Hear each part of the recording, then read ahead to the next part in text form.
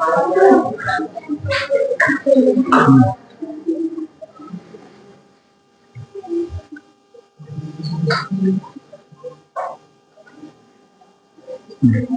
हमने क्या पढ़ा था?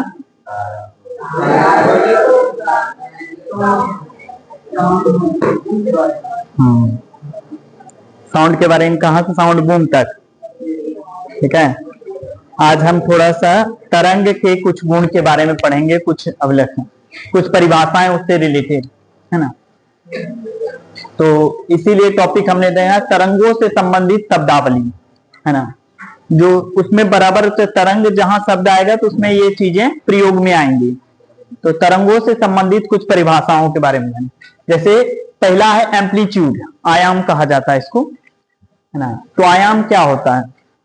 आपको बताए थे कि ये मीन पोजीशन है, एक पोजीशन मान लीजिए जहां पर अगर इसको, तो ये एक अवस्था है जहां ये जीरो पर अगर कोई तरंग यहां से प्रारंभ होती है तो ये मीन पोजीशन है, मध्य अवस्था है, इसके ऊपर पॉजिटिव, इसके नीचे नेगेटिव। तो ये पोजीशन पर यदि कोई तरंग की स्थिति है तो मीन पोजीशन पर इसके ऊपर तरंग अधिक से अधिक जहां तक जा सकती है ना, वो ऊंचाई, और नीचे अधिक से अधिक जहां तक जा सकती है वो ऊंचाई।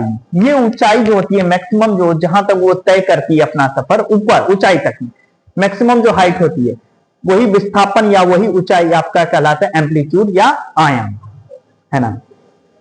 इसी को लिखा है साम्य अवस्था से दोनों ओर कण का अधिकतम विस्थापन उसका आयाम कहलाता है ना। सामान्यतः इसे ए द्वारा सूचित करते हैं, कैपिटल या स्मॉल हो सकता है, वो आपकी इच्छा अनुसार, लेकिन मैक्सिमम टाइम स्मॉल ए ही यूज किया गया है, करते हैं। इसका ऐसा मात्रक मीटर होता है, क्यों? क्योंकि एक दूरी है, विस्थापन या दूरी का ऐसा मात्रक मीटर लेते हैं, तो ये एक प्रकार की दूरी है ना, छोटी दूरी है लेकिन एक दूरी है। अब देखिए यहां दिखा है, ये आपका विस्थापन को इंडिकेट कर रहा है, ऊपर की ओर या नीचे की ओर। ये जीरो है, इससे नेगेटिव नीचे की ओर, ऊपर पॉजिटिव। तो यहां से कण ने यहां तक विस्थापन तय किया, फिर नीचे यहां तक, तो ये जो मैक्सिमम हाइट हुई इसकी, है ना, यही कहलाएगा इसका एम्पलीट्यूड या आयाम। यहां तक आयाम कंपन पथ की कुल लंबाई का आधा होता है। अब पूरा मान लीजिए ये पूरा कंपन पथ है, जितना होता है उसका क्या होता है? आधा होता है। आयाम की खासियत है ये पूरे कंपन पथ का जहां तक वाइब्रेट करेगी वो, उसका वो आधा होता है। अगला इसी से रिलेटेड टर्म है फ्रीक्वेंसी, आवृत्ति, ठीक है ना। माध्यम में उपस्थित किसी कण के द्वारा प्रति सेकंड किए गए कंपनों की संख्या को आवृत्ति कहते हैं। 1 सेकंड में, कोई मीडियम में 1 सेकंड में जो कण वाइब्रेट कर रहा है ना, ये कितनी बार वाइब्रेट कर रहा है, कितनी बार इसने तरंग का फॉर्मेशन किया है, ये जो होता है ये आपका क्या कहलाता है? आवृत्ति कहते हैं। दो परिभाषा है इसकी, है ना। सामान्यतः इसे ईटा, इसको ईटा पढ़ते हैं, एन की तरह इसे नीचे खींच दीजिएगा, ईटा या न्यू के द्वारा। न्यू याद रहेगा ना, भी में थोड़ा सा आगे का सिरा मोड़ देंगे तो ये न्यू कहलाएगा, तो न्यू के से सूचित करेंगे, चाहे तो ईटा या न्यू से सूचित करेंगे, द्वारा प्रदर्शित करते हैं। आवृत्ति किसी माध्यम में तरंग द्वारा किए गए कंपनों की कुल संख्या होती है, समझे। 1 सेकंड में तरंग की कुल संख्या क्या कहलाएगी? आवृत्ति कहलाएगी, 1 सेकंड में, समझे। दो परिभाषाएं हैं, आप ये बोल सकते हैं किसी कण के द्वारा प्रति सेकंड में किए गए कंपनों की संख्या आवृत्ति है। 1 सेकंड में जितने कंपन होते हैं वो आपका फ्रीक्वेंसी है, आवृत्ति है। या 1 सेकंड में जितने तरंग गुजरते हैं किसी माध्यम से 1 सेकंड में, है ना, वो क्या कहलाएगा? आवृत्ति कहलाएगा। तरंग की भाषा में बोलिएगा तो उसकी संख्या बताइए, कंपन की भाषा में तो उसके वाइब्रेशन को बताइए, प्रति सेकंड किए गए कंपनों की संख्या। यहां तरंग की संख्या बोलिएगा तो तरंग भी हो सकता है, क्योंकि कंपन से हम क्या फॉर्मेशन कर रहे हैं? तरंग का फॉर्मेशन कर रहे हैं। तो अब तरंग की भाषा में भी बोल सकते हैं या केवल दोलन या कंपन की भाषा में बोल सकते हैं, है ना।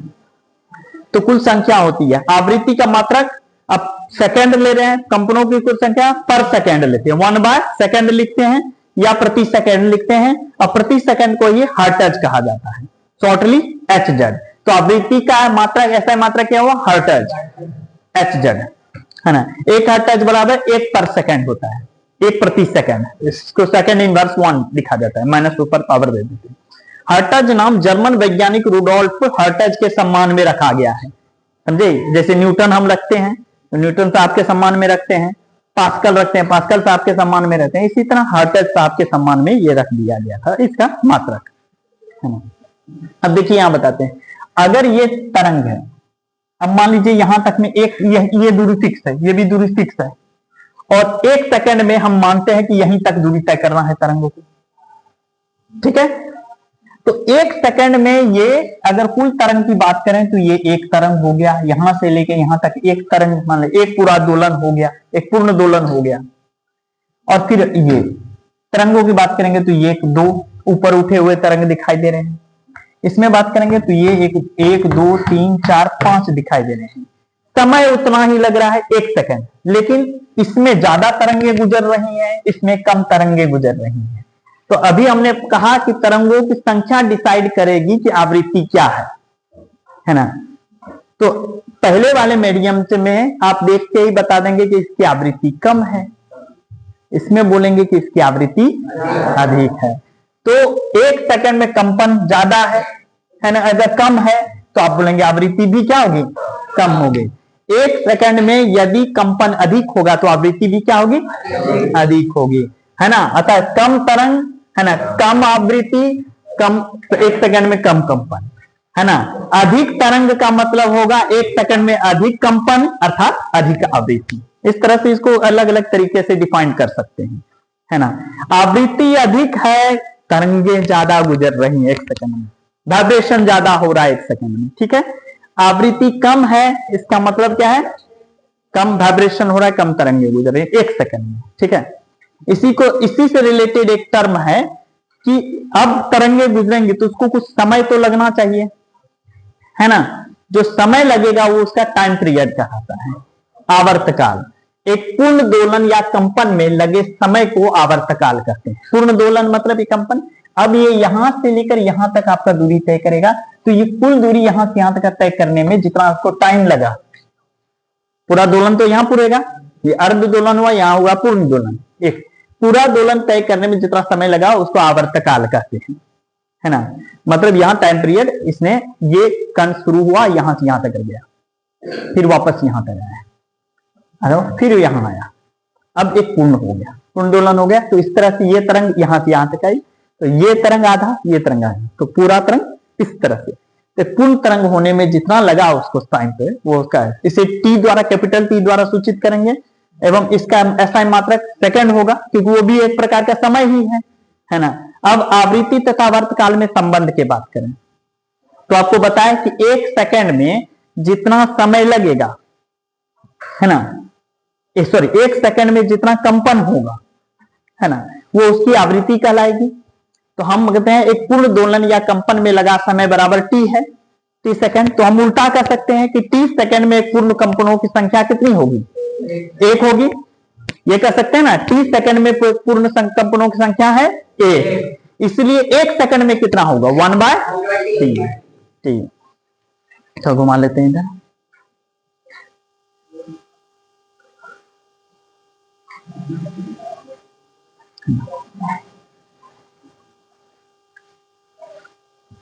इसलिए अब लिखेंगे इस यहां आवृत्ति बराबर 1 सेकंड में पूर्ण कंपनों की संख्या बराबर कितना माना है, 1/t। तो आवृत्ति के लिए न्यू यूज करेंगे और 1 बाय आवर्तकाल के लिए 1/t। तो आवृत्ति बराबर संबंध हमारे पास है, आवृत्ति बराबर 1/आवर्तकाल, न्यू बराबर 1/t। ये सूत्र बन गया आपका। अगला है तरंग दैर्घ्य, वेव लेंथ कहा जाता है इसको। तो माध्यम के किसी कण द्वारा कंपन या दोलन पूरा करने में तरंग द्वारा तय की गई दूरी, अब इतना से इतना उसने वाइब्रेशन किया, यहां एक पूर्ण दोलन उसने यहां से यहां तक तय किया, है ना। तो हम ये कहेंगे कि वास्तव में उसने इस अक्ष पर कितनी दूरी तय की। ये इसने यहां से यहां तक एक पूरा कंपन किया, तो कितनी दूरी तय की, यहां से लेकर यहां तक। चाहे तो ये दूरी बताइए और ये बराबर ही होगा, चाहे तो ये इन दोनों के बीच की दूरी बता दीजिए, या फिर नीचे वाला ऐसा है तो इसे आगे में कोई होगा तो इसके और इसके बीच की दूरी बता दीजिए। वो एक पूर्ण दोलन में उतनी दूरी तय करेगा, वो जितनी दूरी तय करता है वो उसका क्या कहलाता है, तरंग दैर्घ्य कहलाता है। तो हम इसको एक परिभाषा ये भी बोल सकते हैं, माध्यम के किसी कण द्वारा एक कंपन या दोलन पूरा करने में तरंग द्वारा तय की गई दूरी को ही क्या कहेंगे? तरंग दैर्घ्य, वेवलेंथ कहेंगे। अब हमने आपको थोड़ा सा बताया इसे लैम्डा, सामान्यतः लैम्डा द्वारा, ये लैम्डा है इस तरह से, ये लैम्डा है ऐसे, इस तरह से y को उल्टा देके जैसे दिखता है ना वैसा लैम्डा है ये, है ना, इसे लैम्डा द्वारा सूचित किया जाता है ना। अब इसको देखिए ऐसा ही मात्रा क्या होगा? मीटर, दूरी है और दूरी का जो ऐसा मात्रा वैसे तो मीटर होता है। अब ऊपर वाला जो ये ऊपर वाला है इसको श्रिंग कहते हैं, श्रिंग बोलेंगे या ऐसे शीर्ष भी बोल सकते हैं, हाँ शीर्ष, है ना, श्रिंग। और नीचे वाला जो पार्ट हुआ ये गर्त कहलाएगा, ठीक है ना। तो तरंग कैसे चलती है? श्रिंग गर्त, श्रिंग गर्त, श्रिंग गर्त, ऐसे नीचे। अब इसके हिसाब से अगर परिभाषित करें, हमने कहा था कि देखिए जैसे ये हुआ फिर यहां तक आके पूरा हो जाएगा, तो चाहे तो यहां से यहां तक की दूरी माप लीजिए या ये इसके बराबर है, चाहे तो इन दोनों की दूरी माप लीजिए, एक ही बराबर, या दोनों इसकी दूरी माप लीजिए, यहां बीच में कितना खा लीजिए, यहां से तो पूरा हो जाएगा। तो इसको दूसरी रूप में अगर परिभाषित करने की कोशिश करें तरंग दैर्घ्य, तो हम बोलेंगे दो क्रमागत गर्तों या श्रृंगों के बीच की दूरी को तरंग दैर्घ्य कहते हैं।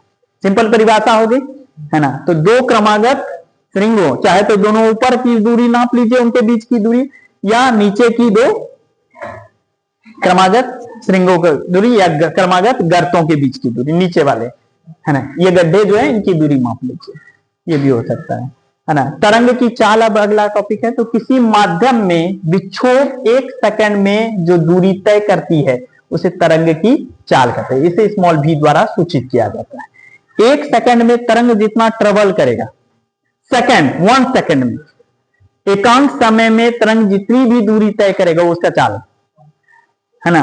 चाल बराबर दूरी बटा समय, मतलब 1 सेकंड में जितनी ट्रेवल हो दूरी बटा समय, है ना। तो इसीलिए हमने फिर वहां लिखा हुआ है उस बोर्ड पे, यहां से दिखेगा।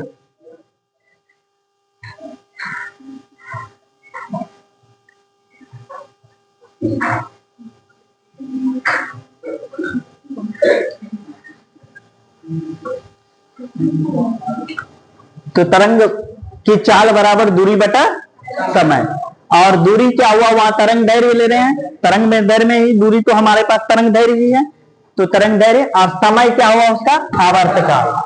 तो हम दूरी को तरंग दैर्घ्य को किसमें, लैम्डा से सूचित करते हैं, और आवर्तकाल को टी से, तो लैम्डा बाय टी। तो एक फार्मूला बना small v equal to lambda by T, इस तरह से। और स्मॉल v, अब हम चूंकि हम जानते हैं एक बात और कि आवृत्ति बराबर होता है 1 बाय आवर्तकाल, nu equal to 1 by T, ऐसा होता है ना। तो हम बोल सकते हैं v इक्वल टू, इसको अलग करके अगर लिखने की कोशिश करें तो v गुना 1 बाय टी लिख सकते हैं, और 1 बाय टी के जगह हम लिख सकते हैं न्यू को, है ना। और न्यू क्या है, आवृत्ति, तो हम लिख सकते हैं v इक्वल टू लैम्डा गुना आवृत्ति, है ना। शॉर्ट में अगर लिखें v equal to nu into lambda. अगर किसी को परिभाषा के रूप में या फिर सूत्र के रूप में या भाषा के रूप में बोलने की कोशिश करें तो तरंग की चाल बराबर आवृत्ति गुना तरंग दैर्घ्य, ये आपका फार्मूला हुआ। तरंग की चाल बराबर आवृत्ति गुना तरंग दैर्घ्य। जैसे आपको तरंग की चाल पूछेगा तो आपके दिमाग में आना चाहिए आवृत्ति गुना तरंग दैर्घ्य, है ना। जैसे आपसे पूछा जाए 1 हर्ट्ज बराबर, तो 1 सेकंड। इसी तरह कुछ चीजें आपसे बीच बीच में जैसे पूछी जा सकती हैं, जैसे आपसे सूत्र पूछा जाए आवृत्ति बराबर 1 बटा आवर्तकाल, ये याद रखना, 1 बटा आवर्तकाल। उसी तरह दो सूत्र यहां पर है आपका, एक कि आपका तरंग की चाल बराबर आवृत्ति गुना तरंग दैर्घ्य, और ये भी याद रखना है आपको, आवृत्ति बराबर 1 बटा आवर्तकाल, ठीक है। और भी प्रॉपर्टी हमारा बचा हुआ है, कल हम लोग इस थोड़ा सा और प्रॉपर्टी, 1-2 प्रॉपर्टी बचा हुआ है, उसके बाद फिर आगे भी चलेंगे। अभी कान के बारे में भी पढ़ना है, डॉपलर इफेक्ट पढ़ना है, डॉपलर का प्रभाव, और ये सारे टॉपिक्स है हमारे पास से। लेकिन छोटी छोटी अगर ये नहीं समझो तो फिर तरंग के बारे में फिर नॉलेज नहीं था। वहां भी हम लोग पढ़ रहे थे तो उसमें आवृत्ति शब्द आ रहा था ना, मोटी पतली ध्वनि के लिए, कम आवृत्ति वाली ध्वनि, अधिक आवृत्ति वाली ध्वनि, तो आवृत्ति शब्द यहां से लिया गया, आवृत्ति। अब आप समझे कि अधिक आवृत्ति कर रहा है, इसमें से कौन सी ध्वनि जो है मोटी होगी, ऊपर वाला है ये, जिसका तरंग दैर्घ्य देख रहे हैं अधिक है, जिसका तरंग दैर्घ्य अधिक है आवृत्ति कम है। तरंग दैर्घ्य अधिक है, आवृत्ति कम है। इसमें देखिए तरंग दैर्घ्य कम है, आवृत्ति अधिक है, उल्टा है एक दूसरे का, है ना। इसी से फार्मूला से पता लग जाएगा। अगर आप किसी भी लीजिएगा तो आवृत्ति निकालेंगे तो ये बटा में चला जाएगा तरंग दैर्घ्य, है ना। तो इस तरह से आप देख सकते हैं।